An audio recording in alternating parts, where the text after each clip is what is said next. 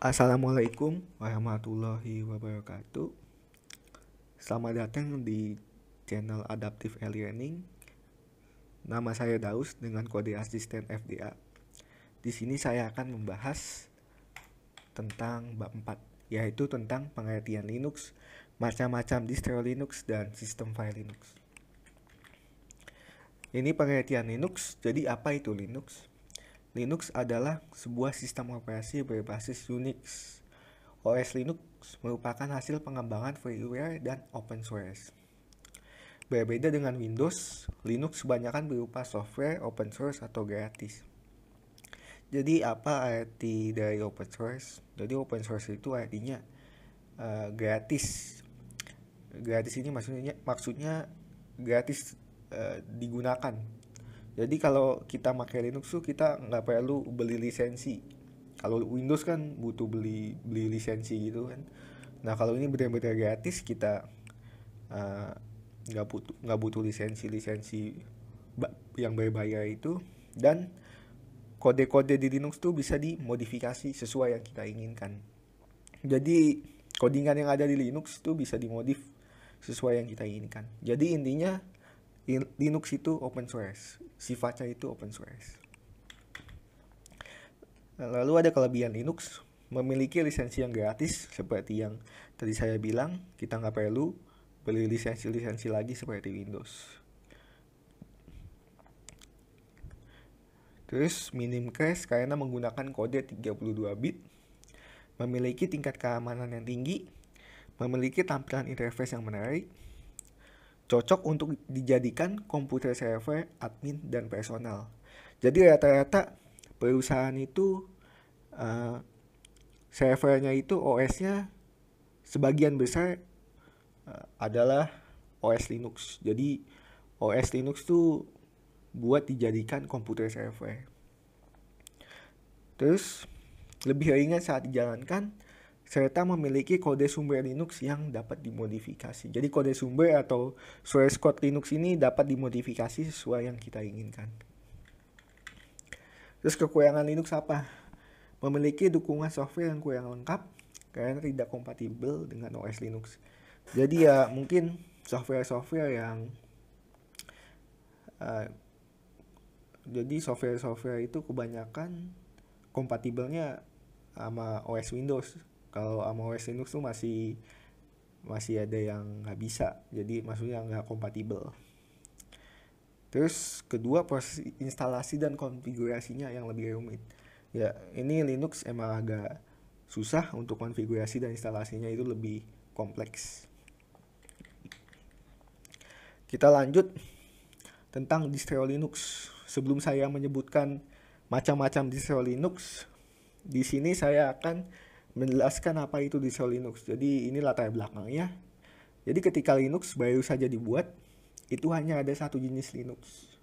Namun dalam perkembangannya, para developer ini mulai mengembangkan versi Linuxnya sendiri, sesuai kebutuhan dan keinginan masing-masing. Pengembangan yang dilakukan oleh developer ini membuat munculnya versi-versi Linux yang baru. Jadi itulah yang dinamakan sebagai distro Linux. Jadi intinya distro Linux itu versi-versi dari Linux. Nah, ini ada macam-macam distro Linux. Di sini saya hanya menyebutkan sebagian. Sebenarnya ada banyak lagi distro Linux selain ini. Jadi yang pertama ada Debian.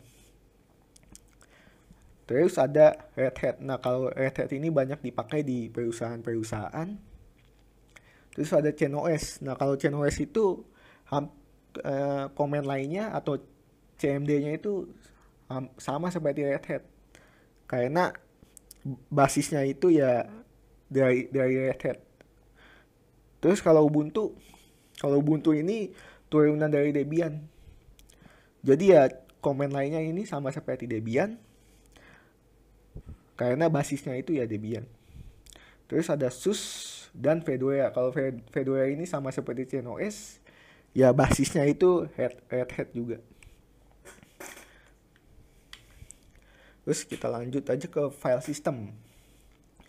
Sistem file pada Linux dapat diartikan sebagai struktur logika yang mengendalikan akses data yang terdapat pada disk. Dengan kata lain, sistem file merupakan database khusus untuk berbagai keperluan seperti penyimpanan, pengelolaan, manipulasi, dan pengambilan data agar mudah diakses.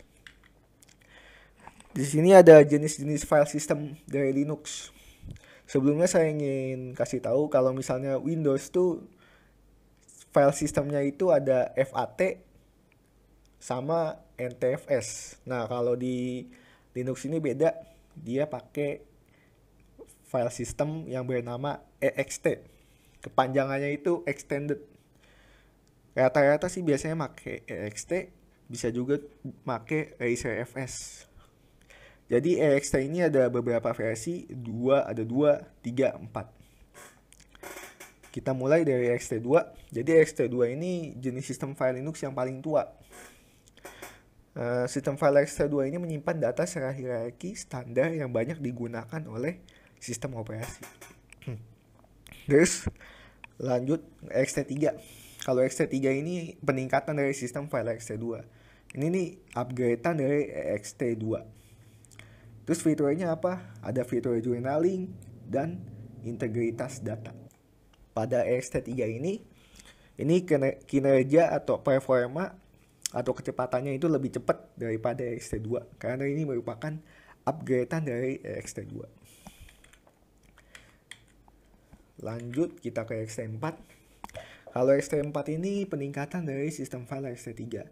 Jadi ya intinya tuh ya ini lebih cepat performanya, kecepatannya lebih cepat daripada EXT3. Keuntungan menggunakan EXT4 adalah mempunyai pengalamatan 48 bit block. Terus ada journalist file system dan ReiserFS. Nah, ReiserFS ini dibuat berdasarkan balance tree yang cepat dan unggul dalam hal kinerja dengan algoritma yang lebih rumit. Lanjut lagi ke file system hierarki standar atau bisa disingkat FHS. FHS adalah mendefinisikan struktur direktori dan isi direktori di GNU sistem operasi Linux. Kalau di Windows kan ada namanya itu kayak local disk C, local disk C, maksudnya local disk C atau data D. Nah, kalau di Linux tuh dia pakai slash biasanya. Jadi kalau misalnya di Linux tuh dia pakai slash. Kita mulai dari yang pertama, yaitu ada root folder atau disimbolinya itu slash. Yaitu menduduki posisi puncak di dalam hierarki. Jadi kalau misalnya kita masuk ke root folder atau slash ini kita bisa ngelihat semua directory yang ada di Linux. Terus di situ ada slash bin. Directory ini berisi perintah dasar yang dibutuhkan oleh sistem maupun user. Jadi ada lagi slash boot, berisi program dan data yang dibutuhkan saat melakukan proses booting. Slash etc berisi file konfigurasi sistem. Slash dev directory tempat file device.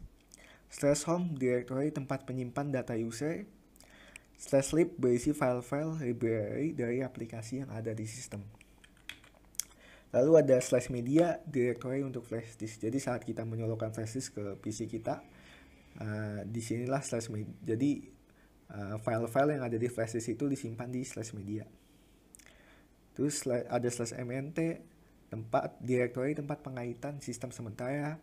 OPT, slash opt berisi paket aplikasi tambahan yang kita install ke dalam sistem. Lalu ada slash proc, file system untuk menjalankan proses. Slash root, directory untuk user root. Slash tab ini directory tempat menyimpan file temporary. Slash usr berisi program-program yang bisa diakses oleh user. Dan yang terakhir ada slash file untuk menyimpan informasi proses seperti riwayat sistem atau system history dan logs. Itu saja yang dapat saya sampaikan. Terima kasih. Jangan lupa di like, komen, dan subscribe. Wassalamualaikum warahmatullahi wabarakatuh.